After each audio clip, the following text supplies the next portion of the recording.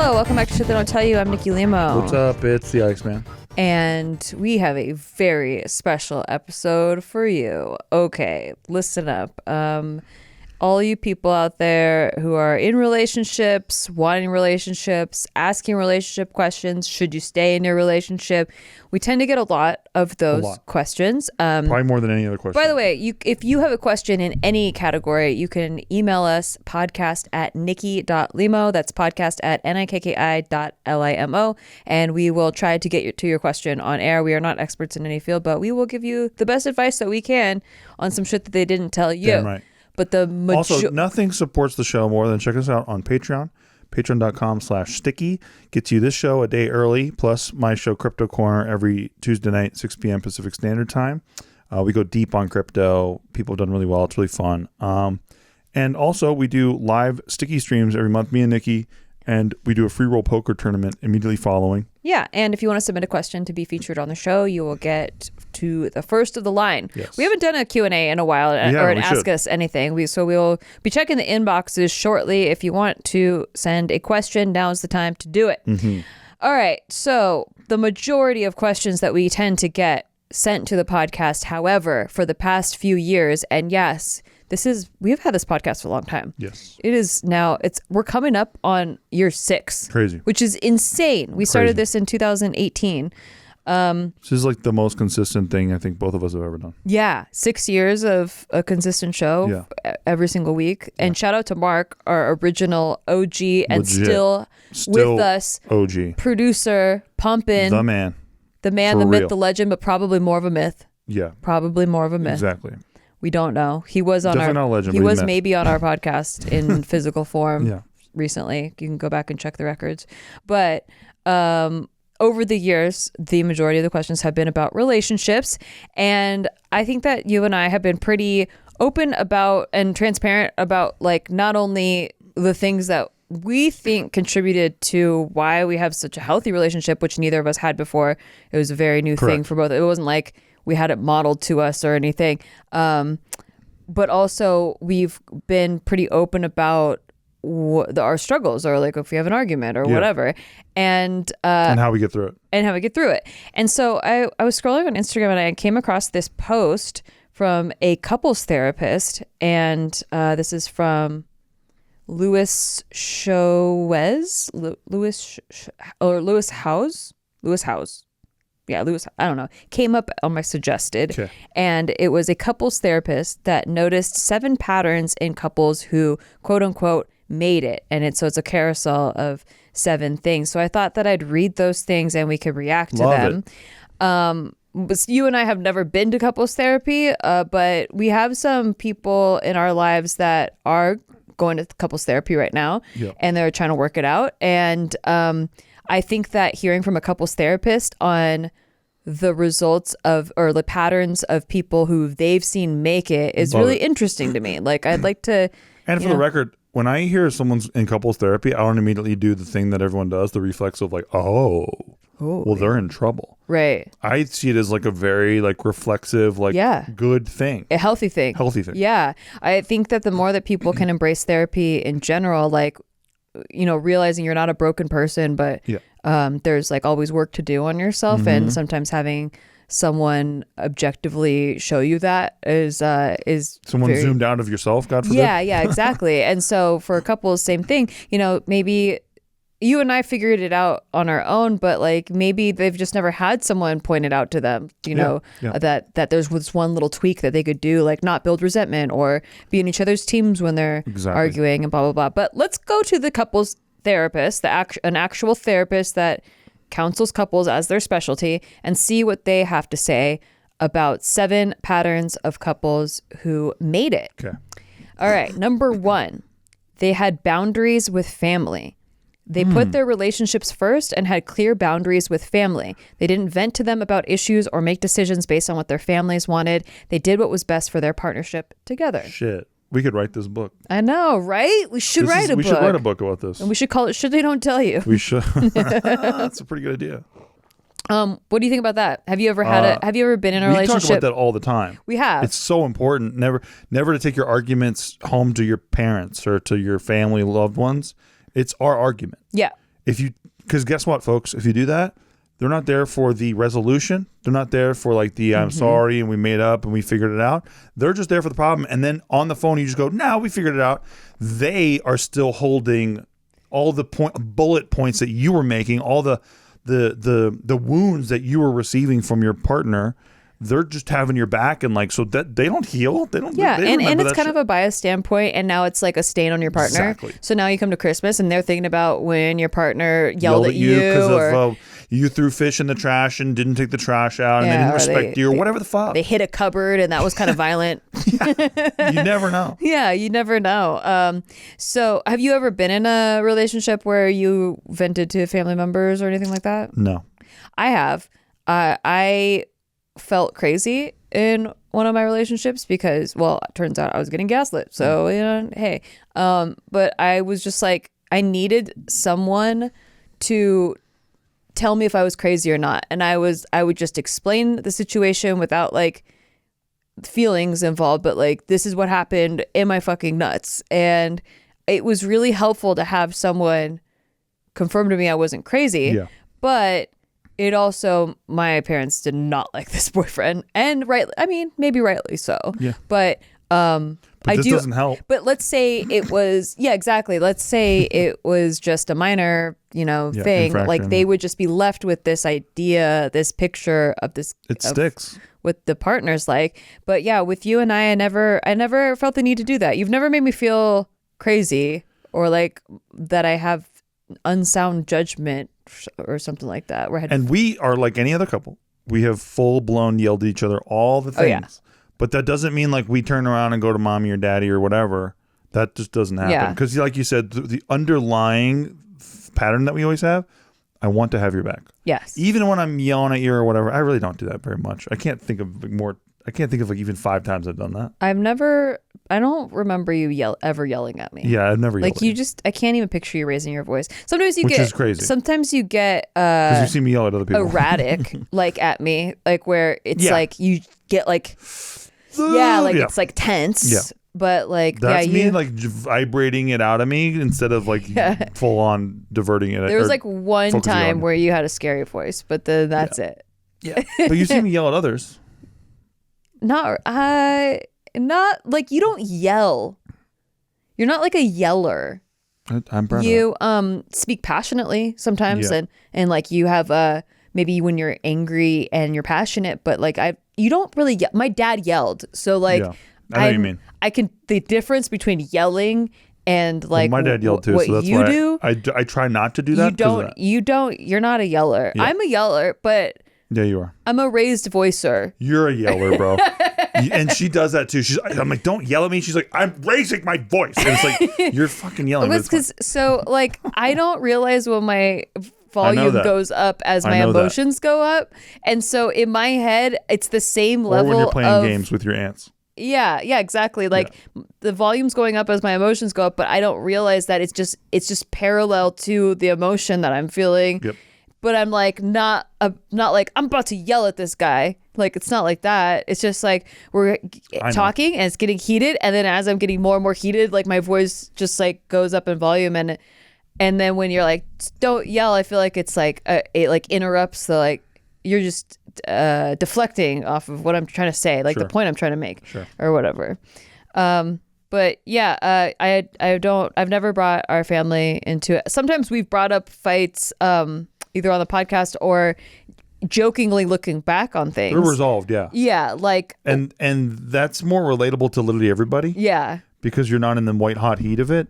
And by the way, what's your family supposed to do exactly other than like try to have your back? Mm-hmm. So like then they're in an impossible situation where it's like, oh, Steve said that. Well, that's messed up. He shouldn't be talking to you like that. Or when then that sticks. So like, awesome. That completely sucks. Yeah, they love you, so if I'm not worried about it because if I got their opinion on something, they'd like be really fair to you. I'm sure. We have a great relationship. I think the only thing I've ever asked them about, because we have a great relationship. Yes, exactly. Period. But I think the only thing that I've ever asked them about was when you got really mad at me because I got a drunk made out with a girl. Yep. It was she was my best friend, and whenever she got drunk, like she did like woo, I'm drunk, make out with me thing.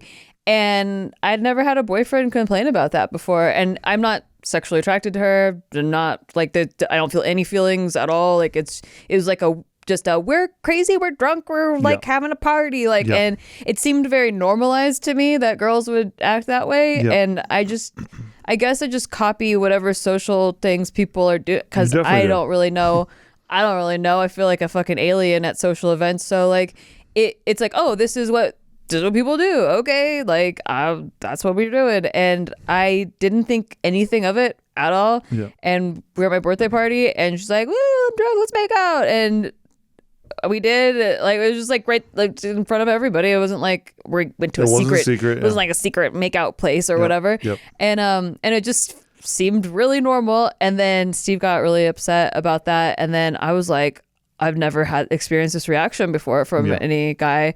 And then I asked my parents and they laughed. Yeah, I know. I remember that. That's the only time I ever went to them. Because again, it was just like, it was one of when I feel crazy, I'm like, I need an opinion. And I didn't really have a lot of like, I didn't have a girlfriend group to go to. You know, a lot of people have girlfriend groups. I had my mom. Yeah, you do now, but you didn't before. Yeah, I didn't before.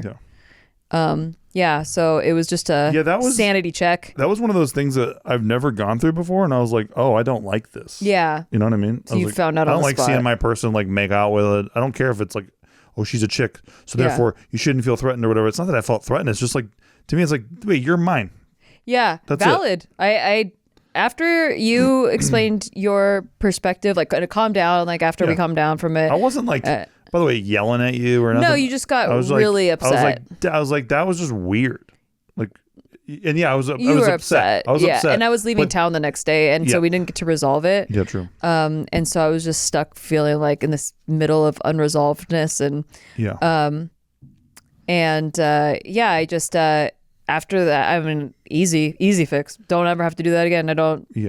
It wasn't important to me, or anything. And I also just didn't even think it was like something upsetting until you explained your perspective. And hey, I respect it, I'm not that guy who's like, yeah, my chick's making out. Yeah. It was I think you used the term, you're like, it's like cheating. And I was like, I would never cheat on you. Like, and so I was just trying to get my point through. Yeah. And it wasn't like you cheated on me. Well, it felt like you were saying that. I know. But I was just trying to get my point through because I had never had this happen before. And I was very like, what the fuck? Why do I feel so uncomfortable about this? I totally I think that another healthy thing is like when you're in a relationship, you guys make the rules. It's not like one thing's right or wrong. But if one person's uncomfortable, you should talk about that and definitely work out a solution that is best for both people. That was the only time I ever went to my parents about anything. Okay, number 2, they were friends. So couples who made it, they were friends. Facts. They genuinely enjoyed spending time with each other. They were excited to come home and catch up after a long day. Friendship was the basis of their relationship. We say this all the time. Yeah, it's everything. It's like marry your best friend. 100%. That's our advice. Is like marry your best friend, because at the end of the day, you're gonna spend there was a chart I saw where it's like how much time you spend with someone, and it's like by the end of the middle of your life, it's like your spouse. Only. Yeah. It's like that's it. That's true. It's like that's a fact. Like you have some friendship time, and then as your kids grow up and leave the house, sparingly. If you're not with your best pal, it's over. Bro. It's like you're with your spouse, and so imagine not enjoying their company. Yeah, that'd be weird.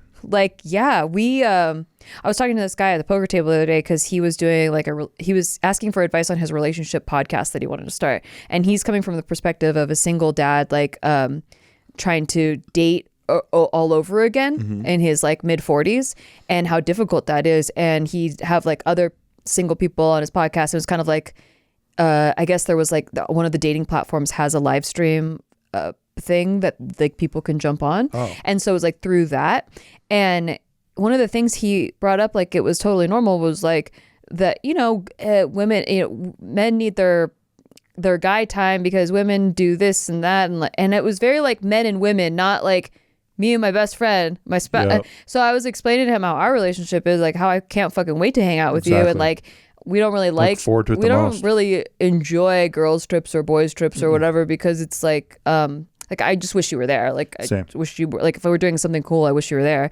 And this guy was like, you saw it, like a light bulb go off where he was like, oh, so you have one of those, like, where you guys are best friends. Yeah. And I was like, yeah. And he's like, whoa, what's that like? Like, and it was like a whole new world for him. And we're not like weird either. Like, I want to just emphasize this. Oh yeah. Like, so like we just had New Year's. Yeah. We were probably on opposite ends of the room, like for like I would say half of it or like more. Yeah. Because like we're just catching up with other friends we haven't seen in a while and we're best pals. So like we don't need to catch up with each other. It was just like, well, when you're actually best friends with someone, you don't have to continue like proving it to each other. Like, we've been together for a decade. This happens too, where like it doesn't mean like we're orbiting each other at all times, or like at parties or whatever. Like, it's very like it's just awesome because like we like Nikki was saying in our last show, she was like, I love to go somewhere with Steve because like we get to talk about it together. Yeah. So like we go to a place and then we get to talk about it afterward. Yeah. And that's like my favorite thing. Like, discovering new things together is the best because I love his takes on things. Yes. And usually we have a pretty similar take on the thing. Yeah. But when we don't, it's even more interesting. It's pretty fun, because I can't wait to hear why he thought something opposite of me. That's why doing the Am I the Assholes with you is really fun. Yeah. Because sometimes we don't agree and I'm like, this is pretty fun. Yeah.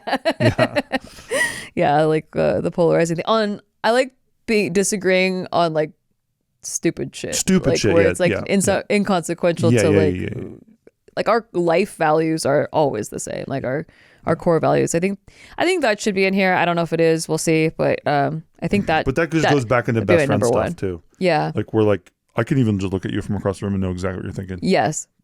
Or even just like you can make a certain noise and that turns into an inside joke with us. Like, it's just crazy. Yeah. Or like, there's a lot of depth.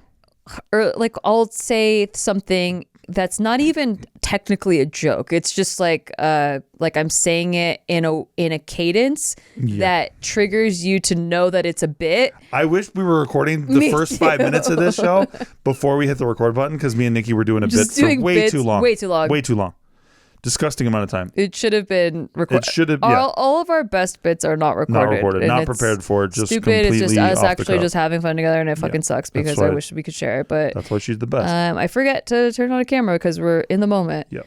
All right. Number 3, they had been through really dark times.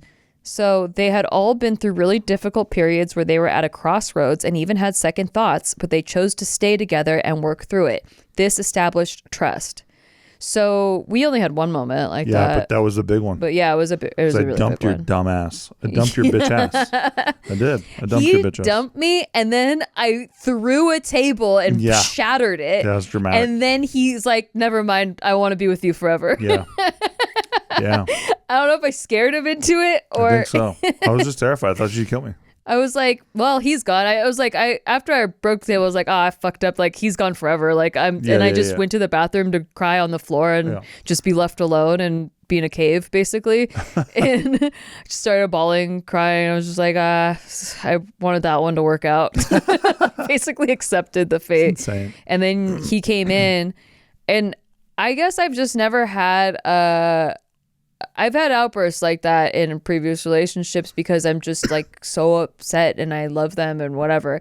But I've never had someone come back and like not leave, you know? Yeah. So when you came back in the bathroom and I didn't know what you were going to say or if you were going to get mad at me or whatever, but you just like came in and hugged me really hard. And then you're like, I'll never do that again. Yeah. And I was like, I thought he was going to be mad at me. I'm telling you, it was like the whole world slowed down. Every time I talk about this story, it's like the whole world slowed down. It was like slow motion. It was like, dude, you are about to ruin the best thing that ever happened to you in a weird way. And me and you had a really white hot, like. That was a crazy year. Like year, yeah. Yeah. But like the ups were really good too. Yeah. So like I was like, I've never felt ups like this before. Yeah, I've never felt so connected to someone and then so fucking mad at them. Yeah, exactly. And we just were miscommunicating all over the place. Yeah, all over the place. We figured that out, and once we figured that out, it was like clear sailing. But man, if I didn't go back in that bathroom, I think about it all the time. I'm like, man, yeah, me too. It's what I think. You know, I think that all the time, and I think about if we didn't keep Mama Kitty all the time because it was so close to not happening, right? Yeah. Like I remember breaking up with you, quote unquote.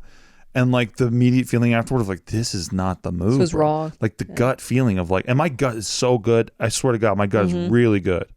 But like, I was like, this is the bad move, brother. We got to reevaluate immediately and fix the situation and never do this shit to her again. Cause you're not going to do this to her where you're like, it's a carrot on the stick. Oh, we're together. Oh, we're not. Oh, we're together. We're not. That's just trust erosion. We've talked about this one too before. It's a nightmare. You cannot use breaking up as like a way to win an argument. Exactly. Or like a way to, if you're going to get back together, you can't do the breakup, get back together. It's like you keep breaking an item and gluing it. And then like the more you do that, it just, the adhesive is not going to be there anymore. Exactly. And then same other feeling that I think about all the time, same thing is, we fostered all these kittens and we had Mama Kitty, and I just knew Mama Kitty wasn't going to have it like as good as with us, number one. Yeah. And number two, I would always wonder what happened to her because I love that cat. Yeah. And she's just such a sweetheart. So sweet. And I was like, I can't let her go. She's so pure. And I heard you on the phone in the other room and you were like, no, she's great. She's so sweet. And then I heard the other guy, because you're on speakerphone, is she a lap kitty? Like, well, and I was like, you know what, motherfucker? She can't be a lap kitty yet because she doesn't trust people. Okay. And I was like, no way I'm going to let somebody take her in. And then like she doesn't get on the lap because she just isn't sure about things yet. Like, I know her. She's a sweetie. I love her. And I'm like, I'm going to make sure nobody ever questions her again. That was it. I told you that after you got off the phone. I was like, we have to adopt her. We have to adopt her. Yeah. And you were all in immediately. Yeah. I mean, because I just pictured her exactly how she is, where like, I was like, okay, let me imagine this. We have 4 cats now. Yeah. Okay.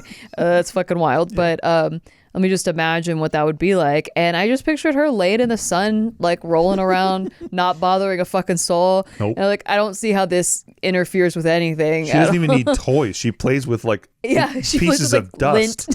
Yeah. It's like, what? I mean, she is the best, man. She really is. And guess what? Who's on my lap every fucking morning? Oh yeah, Mama for sure. Oh, you're her favorite for sure. Well, we didn't know if she was going to be a lap kitty. I fought for her to be with us, and of course you're the favorite, of course. But like the lap kitty story, I was like, yeah, I don't know, because maybe she never becomes a lap kitty. Not everyone becomes a lap kitty, but she's definitely a lap kitty. She's definitely a lap kitty, and she picks my lap every morning. Every time. She waits for it too, and she's really thoughtful. It's so funny because her claws are really sharp, but she won't let me cut them. And she just doesn't know what that's about. And she knows how that they're sharp. Yeah. And she waits for me to put a blanket on my lap before she sits there because she knows that it's going to hurt. It's so cute. She's so cute. It's really cute. I'm very happy. And I just know I would always wonder what happened to her. And that's the thing. Terrible. That's actually how I make all of my big decisions too, where it's like, what would I regret more? Doing this or not doing this? At the end of the day, like, what am I going to think about more after I make the decision? Dude, and that's another thing too. It's like, imagine I'm scrolling through social media and I see pictures of you and I'm not with you, and I'm like, we had it all. Yeah. We had it all, and I blew it. Like, I blew it in one moment because I was I was lashing out erratically. I would have thought I blew it because I was like, of course, like I broke a fucking table. Like, I mean, that was like aggressive. Nikki, like, it was really aggressive. But at that point, I felt like I didn't have anything to lose because I was like, I'm already dumped. I'm already broken up with. Yeah. I'm just white hot, mad, and passionate about it. I can't imagine a day without you, kid.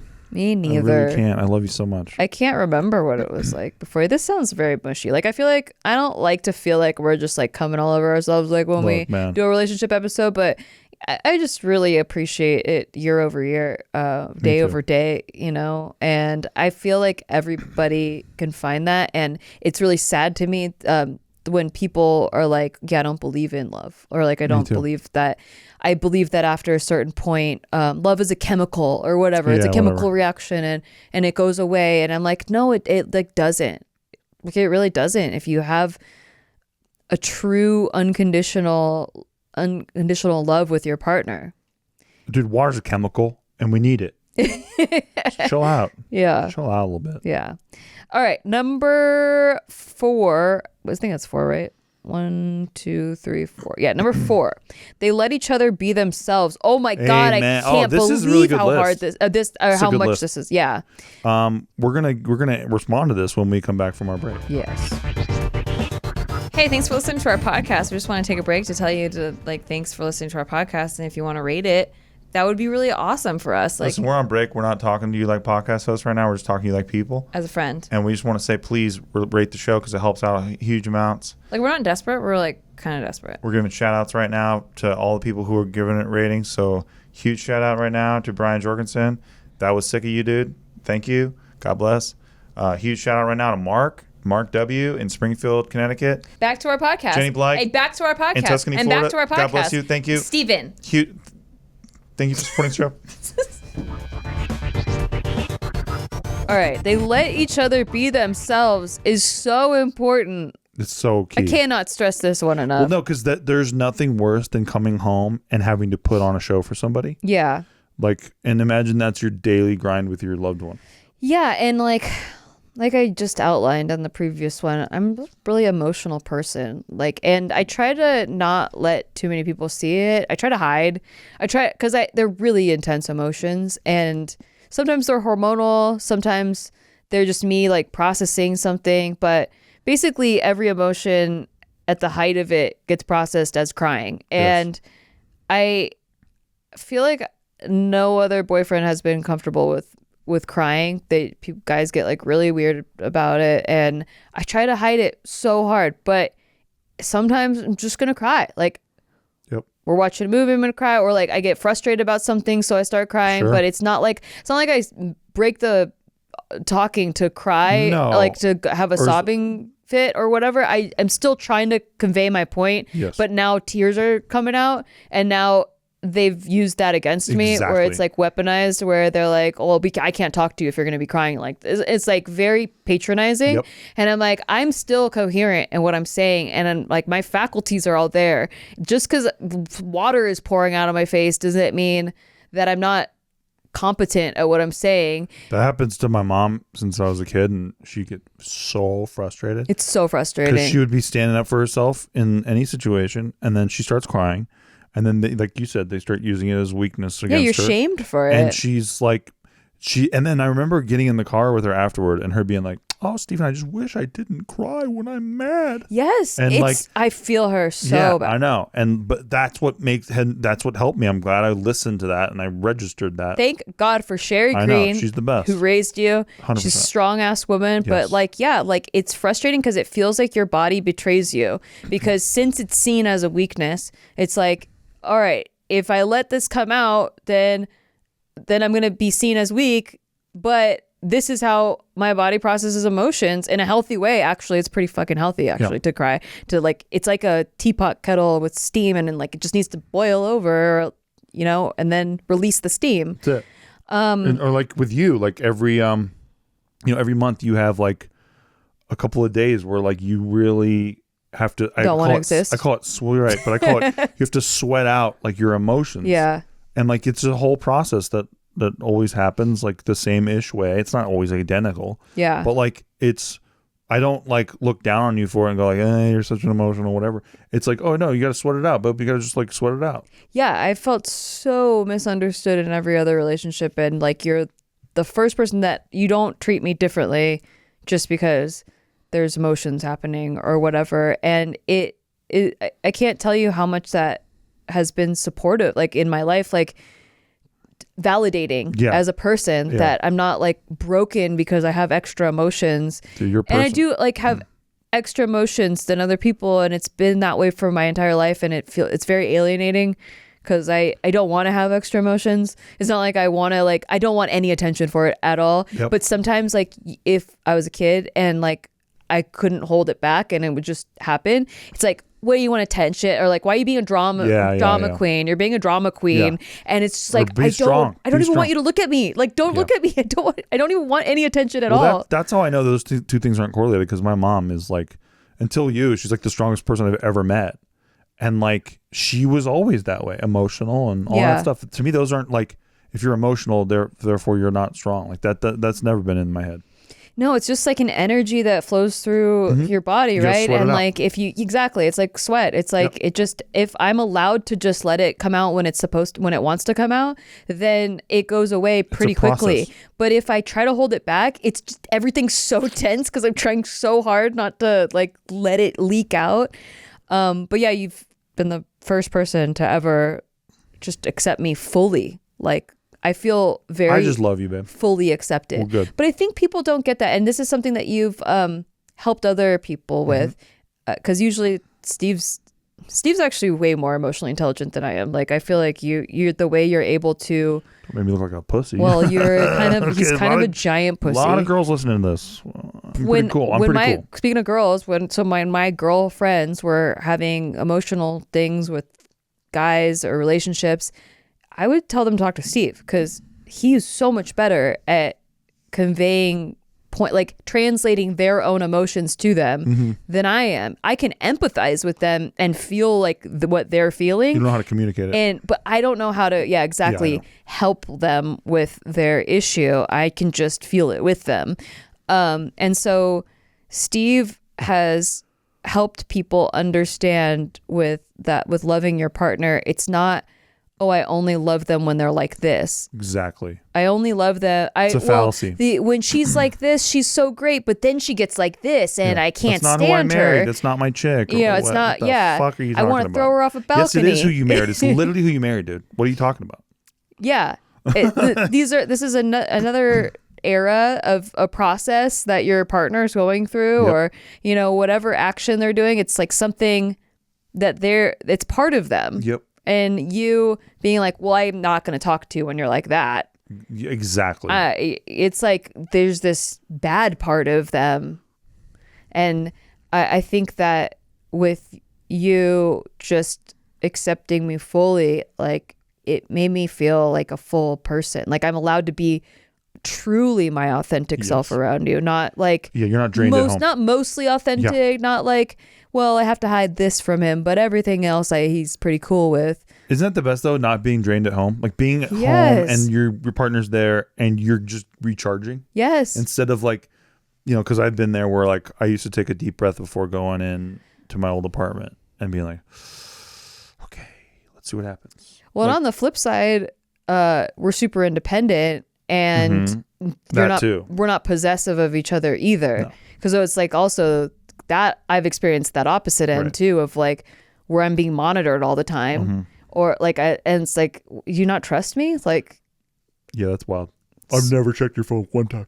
No, me neither. Actually, no, I've looked at it to text myself or to try to call my phone, or you wanted me to look at a picture and it's like, it's just a lot of pictures of my butt. Yeah, your own butt. And like and cryptographs. A lot of cryptographs. A lot of cryptographs. And your butt.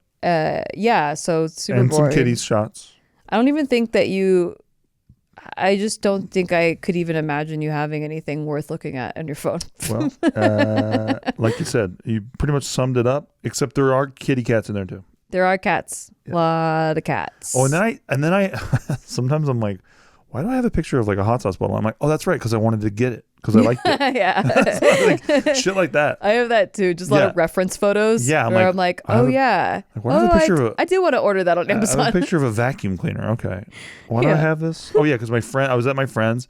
They used it on a spot, and I was like, holy shit. But that's not my reference. It was a fucking charging cable. And I was at my friend's house.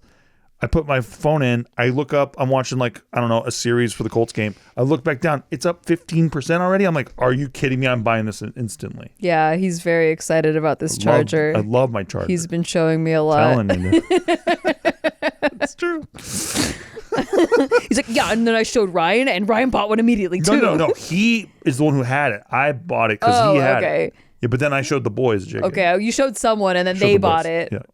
Immediately. So he was bragging about that. A little bit. So that's cool. But anyway, important to let your partner be all of themselves. And if there's something that bothers you, like, I don't know, like for whatever reason, your quote unquote flaws are endearing to me. Same to you. So I find you very cute at all times. Yeah, like you snore and it's fucking annoying, and I push your face sometimes at night, but I'm also she also punches my back sometimes, or what do you call it? Slaps my back. I pushed him like this. Pushes my back. But and it's also like, I'm like, a fucking ghost just pushed me. I'm like, it's fucking so Nick. Loud. But then I'm also like, God damn it, I love him, stupid ass. And then you're super petty. I'm small, petty. man. I'm a small, tiny little. So petty. I'm a big guy and I'm tall. You're tall, but I'm a tiny man. Tiny man. Yes. Yeah. Yeah. I don't forget anything. He doesn't forget anything. I don't forget a slight. And I'm like, you're letting people live in there rent free. No. I'm charging them later. I charge them. I full bill. It's a poison. No, it's not. But it's productive. But I can it's a combustion engine. I can predict how he'll act to something. Yes, you can. Yeah. Also, like, I'm very openly manipulating him sometimes when I want something done, and then like he takes sometimes too long. It's too obvious these days. I've been making it obvious these days. Well, because I don't want you to think I don't want you to later be like, whoa, that was really manipulative. Like, yeah, I'm manipulating you, but I want you to know that. Yeah. Like, I don't want it. So I have to be kind of obvious because he's kind of dumb. That's fair. So, if he says like he's going to do something, it takes too long, then I start doing it, and I'm like, I'll just do it. It's fine. That's the worst. That's my least favorite thing. He doesn't like that one. I hate that shit. Or if I go like, I bet you can't do this. That's it. Then he like really wants to do that. It's like I laugh. I'll just laugh and smirk at him because I'll make it very obvious, and he knows, and it still works. So it still works. So I still have to show her I can do it. So fuck her. Yeah. It's like in poker when you're bluffing. One of the things that's like a rule is like only bluff the minimum amount that you could get someone to fold to, right? So like you don't need to bluff your whole stack if they'll fold to just one bet. Sure. Right? So that's what it's like for you. Like I no longer need to really put on any sort of acting skills or like be secret at all about it. I just openly do it, and you know what I'm doing, but you still fold. So it's well, I don't need to do my whole stack. Yeah. Showing you what I can do. I do. I know. I do. Because for years I've gotten the same bullshit. You judging me, you being on JK telling people. It was true. I think as a matter of fact. Was it true? Oh, is it a fact? Was it true? Is it a fact? Is it a fact? No, but then I let it build in my head, and then I destroy you with it. Yeah, and then it's like, instead of me trying to force you to be a better person, you did it on your own. Sure. It's nice. Sure. It's really nice. All right. Number 6. They had difficult conversations. They communicated regularly and were open to each other's perspectives. They didn't cope by avoiding or denying. Emotional regulation was present, so conversations rarely became explosions. Yeah, that's a no-brainer. Yeah. It sounds easier said, but like... Well, it is easier said because currently I've been working with a lot of people, and there's a group that like will complain about someone, but they don't want to talk to them. They just would rather not say anything. I'm like, yo, you just need to talk to them. Like, and I'm like the neutral party between all the people, and I just try to get people to talk to each other because direct communication is hard if you're not used to doing it. Yeah. Then it seems really scary. Yeah. But it's so much better and easier, and it builds trust because you don't think someone's harboring resentment. Yeah. It also doesn't make you harbor resentment because you're able to just hit it on the head like when it happens. Amen. And it's something very simple but not easy for people if you're not used to it. I agree with that. Or if you've been punished for it. Yeah, that's true. You know, because sometimes in relationships after a while, like if every time I bring this up, like they get super mad at me, like I don't want to bring it up anymore, even though it's a problem. But also, nobody likes a complaining ass bitch. Nobody likes a complaining ass bitch. Right? Like, and all I mean by that, a couple times in my life, as you know, I have been in a situation with somebody that I had a problem with. And as soon as I see them, I go, yo, you and me have a problem. We need to figure this out. Yeah. That's it. Yeah. I don't do like the thing of, oh no, everything's great, good to see you, blah, blah, blah. And then we're in the elevator, I'm talking shit on you. Yeah. Fuck that. I want to know what's going on, and let's just figure this out real quick. Or not. Maybe we won't figure it out. Yeah. But at least we'll know what's up. Yeah. At least I hope that we can at least understand each other. That's it. Or like you hear my perspective, I hear your perspective. We don't agree, but like it's good. We got it. Yeah. Figured out or whatever. I'm never going to hide that I have a problem with you. Exactly. If I respect you. Exactly. If I have a problem with somebody but I don't really respect them and don't think I'm going to interact with them, then maybe they don't need to know. But like if I just want to dunk on them. Yeah. I just wait till my Dunkin' shoes are on and laced up. And then I dunk the fuck out of it and break the backboard every time. You know I do. Oh my God. I got the receipts. I don't approve of it. Time stamped. He's so like, you're very revenge based. I am. It's my fuel. It's my combustion engine. I am a success is the best revenge person. Well, why not both? Why not both? Because you're get revenge and success at the same time. But I don't need the revenge part. It doesn't. Oh no, you're wrong.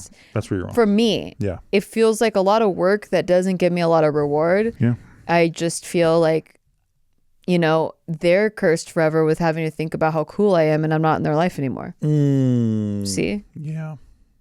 Like, you're obsessed. It just. I'll tell you this real quick story. What? So I was on this basketball team, right? I told you this many times when I was in middle school. They were very mean to me, and there's a guy on the team. We'll call him Bryce. He was a fucking dick to me, like my entire middle school career. Yeah.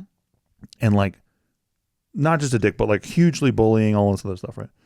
So then I get to high school and like I'm doing plays and I'm doing comedy shows and all this stuff.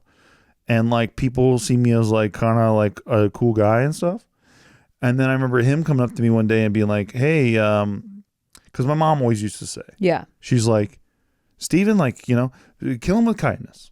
Yeah. So I was like, all right, I'm going to try this shit, I guess. Because like he comes up to me one day, he's all like sheepish or whatever. And he's like, hey man, like you've been like having a lot of fun doing like theater stuff. I'm like, yeah, dude.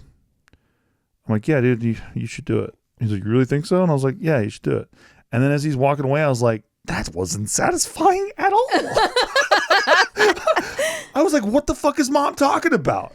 Kill him with kindness. That was so fucking boring and lame. That sucked. I've wanted to tell this guy a million other things in my life. So I tried it her way and I didn't like it. And after that, never again. So then what did you do after that? Well, then my best friend betrayed me and I destroyed him and took his girl. You can't take a girl. You can. You just seize her. You conquer. You seize her from his domicile. You bring her to your domicile. It's very simple. I see. Yeah, My bad. Go read a book. Sorry. Go read a history book. Oh, ew. Jesus Christ. Oh my gosh. Okay, so by the way, that felt a million times better, and that's what I knew. I was like, oh, this is for me. This revenge life is for me. She's just a pawn in your fucking revenge scheme. She was a willful pawn. She's not the best one. I'll tell you that. Whatever, Green. Anyway, moving on. They fought. Okay. They fought. It was the 6-1. I thought it was on 6 already, but I guess not because it said 7. Anyway, there's one more to go after this. They fought. They got on each other's nerves. They fought and were frustrated with each other at times, but they knew how to navigate conflict, bounce back, and move forward. This is a huge key that we've talked about because we never say that we don't fight. Like, hell no. People are like, oh, they're so perfect. You don't fight. No. Like, we don't fight often, but like, not really. When we squabble. We squabble. In fact, after a few weeks ago when we recorded the 2023 recap, we got into a squabble right after the podcast because I gave the friendship category a higher score than the relationship category. And I was like, that's some bullshit. Steve thought I was rating my friends higher than him. Yeah. And I was like, no, you dumb fuck. I was saying that I gave the friendship a 9.5 out of 10 because it's the most the friendship category could get. The relationship category, I gave an 8 out of 10 because it's not the most the relationship could get. We can actually go fucking further because I love the shit out of you, you stupid bitch. I just don't like getting rated under anybody else. And he's like, I got a lower score. I can't believe it. I got a lower score than your friends. Am I not? Am I not as advertised? I'm not exactly who you hear about. This motherfucking guy. I'm like, oh cool, I got a fucking B. Friends get an A plus. Like, that's all. I got egg on my face. I rated you higher than my friends, and I'm like, it's not. Damn right. You're not. Still would too. They're not against each other in the category. They're their own Everybody category. Out there, look at me. I still would too. They're their own category. You're damn right. It's like your friends this year versus last year. Your relationship this year versus last year. It's not friends versus relationship. You stupid fuck. It's a number that's higher versus a number that's lower. I never said I wasn't petty. Yeah. Not one time, by the way. So we had a squabble. But you know what? It was fun. Yeah. Well, we have a squabble, though. This part of it, they knew how to navigate conflict, bounce back, and move forward. They're really quick. We're really quick with it. It was done in 8 minutes. Yeah. I'm mad. Why are you mad, stupid? And then it's like, well, here's why I'm mad. Well, here's why you shouldn't be mad. And then we're laughing about it. We laugh about it. Yeah, it was great. It was pretty good. And then we hugged it out and watched alien conspiracy documentary. Hell yes. It's not conspiracy anymore, dude. The aliens are in Miami, dude. They're in Miami. They're in Miami walking around. Just walking around. Helicopters seen them. Also looks like 3 guys walking, but hey, that's probably an alien too. It's probably an alien. Looks like 3 cops walking together, but also maybe it's an alien. Apparently it was kids fighting with sticks. We don't know. There was a lot of police force and helicopters. But that's like in LA, dude. And they shut down the airport. Break a fucking window, they shut down the airport. Well, they shut down the airport. I don't know. We gotta look into it. Great. Sometimes people fly a drone and they shut down the airport. I don't think so. All right. Okay, lastly but not leastly, they made light of each other's quirks. I guess I kind of combined this into another one that we said earlier, but that one we definitely covered. We could say it. They appreciated and acknowledged the quirks in each other, even if they were at times annoying. But they made light of them and were never hypercritical. You know why? It's because we don't resent each other. Yeah. If we resented each other, then the quirks would be grating. That's true. 100%. It would be through a different lens. Yes. Yeah. Because that's true. Right? I think people through a do mirror this darkly, perhaps we could say. Does that sound smart? Through a mirror darkly. Yeah, like looking at work on it, Green. Yeah, sorry. So I think people do this with politicians and and public Extremely figures and stuff, where it's like they villainize, demonize. They like paint a red stroke on them, and it's like no matter what they say, they're always wrong. Yeah. It's like they're not always wrong. Right. Like you can dislike somebody, but it doesn't mean they're like just broad stroke always wrong about everything. Yeah, a broken watch is right twice a day, dude. Yeah. So yeah, I think, but then and on the converse, when they like someone, it's like they can do no wrong. Yeah. It's like, yeah, actually this person said something fucked up and that's okay. You could still like them. Yeah. But they just said something fucked up. Yeah. Like they can still do wrong. This person drone to hospital, but it's okay. Shit like that though. I'm like, shut up. Your guy does this too. Shut the fuck up. Your guy. Shut up. Yeah. Well, it's always like that. It's always jersey wearers, right? Yeah. Because I'm a sports guy. Yeah. So like when I see Tom Brady yelling about a penalty, yeah, and he's like, "Come on, refs, give me a fucking penalty flag." All shit. I seen Peyton do it too. Yeah. Like, you know what I mean? Yeah. But when Peyton does it, I'm like, give him a penalty, you pieces of shit. Because that's my guy with my jersey on, right? Yeah. But when Brady does it, I'm like, what a little pussy. He's a pussy ass bitch. You can't play the game. He's the refs. You know what I mean? Just know that you just know your own hypocrisy. Yeah, your biases. You're silly. Stuff. We're all silly. But yeah, the point is, we don't have any resentment. So like when he's doing something, I just love him. He's dumb. He's pretty doofy. He like you're doofy too, buddy. Yeah, you walk into walls and shit. I'm kind of pristine, actually. Yeah, okay. Very graceful. All the people are saying that. Many people are saying how graceful I am. Okay, I don't know about that. But all right. I don't know what you're talking about. I do think that watching you sleep is pretty cute. Sometimes. Yeah. What about it? When I look over and see, because I slept next to you for 10 years now, and like, it's true. Watching you sleep is very cute sometimes. I don't like sit there and fucking stare at you. Psycho. Yeah, not a psycho, but like when I do roll over and see you there and like see how you sleep and how you're finally peaceful or whatever, but still somehow in pain. Because like my back. Yeah, because your back. I don't know. I just think you're the cutest thing in the world. Aw. Well, that's sweet. Yeah. That's how I feel about Franklin. Yeah, exactly. Me too. He's a sweetie. All right. Well, yeah. So those are the 7 things of the therapist, counselor, couples counselor. I think that's a great list. Yeah, I agree. We might write a book together about this. We're gonna copy this list and write a book. Write a book. Yeah. Easy peasy. And we're gonna put our names on it. These are basically things that we talk about. We have said many times. Yeah. Like really good list. I was prepared to. Have one that I didn't like in there. I was ready to do battle a little bit. Yeah. But no. Is that karate? Peace. Yeah, a little bit. Always ready. Didn't you try that before? You had a belt and something? I have a belt in Taekwondo. What color? Purple. Is that the first one? No, it's deep. Oh, shit. It's deep in the program. Yeah. Why you never try those moves on me? Because it's mostly dancing, in my opinion. I love dancing. Taekwondo forms is dancing. And I hate dancing, as most people know. So. No, you don't. I hate dancers and dancing, yeah.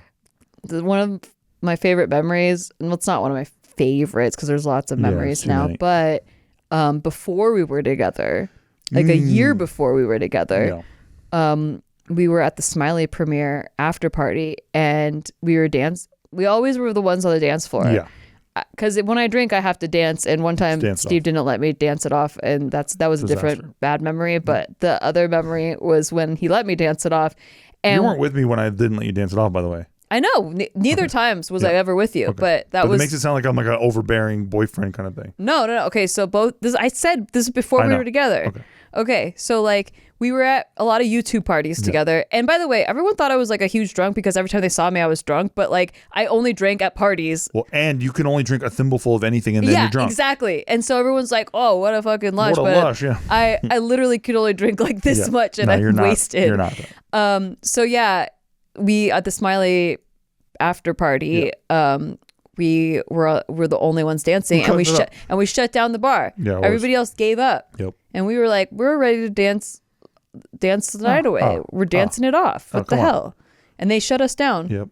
Like we were the last ones. Turn lights on and everything. And the DJ's like, last song. And we're like the only people there still. Yep. I know. It's pathetic, man. Yeah. Fucking tubers, man. The tubers just don't know how to cut a rug. Got it. They don't got it. They don't get it. Dude, they don't got it. There's no more awkward to dance for than a tuber party. It's true. Facts, dude.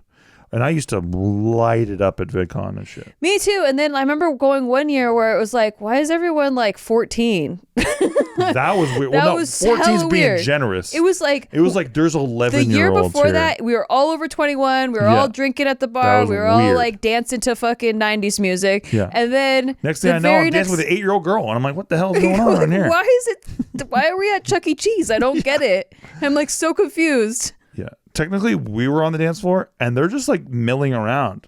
Yeah. But it's like, what the hell is an 8-year-old or what? I don't even know how. And the music is significantly not my taste anymore. But it's louder. Way louder. Way louder than ever before. Yeah. It was just like, did I just get old in 1 year? I think both happened. Like just got super we got old. But then like this new wave of like kid influencers came through. Yeah. And it was weird. It was like, why are they in this party? Why are they allowed here? 2014, 15-ish. Strange. Should be investigated. Yeah. I was like, VidCon should be investigated. You're trying to blackmail us dancing next to kids? Yeah, exactly. Not on my watch. First of all, I am 90 feet away. First of all, I'm ready to go to bed. That too. And that too. I don't get what's going on here. All right. Well, we love you guys. Thanks for listening. Hopefully, if you're like having some rockiness in your relationship, never be afraid to go to a couples 100%. counselor. I think it's really healthy to go see. We love it. A counselor. Also, feel free to drop us a line. Podcast@nikki.limo. Yeah.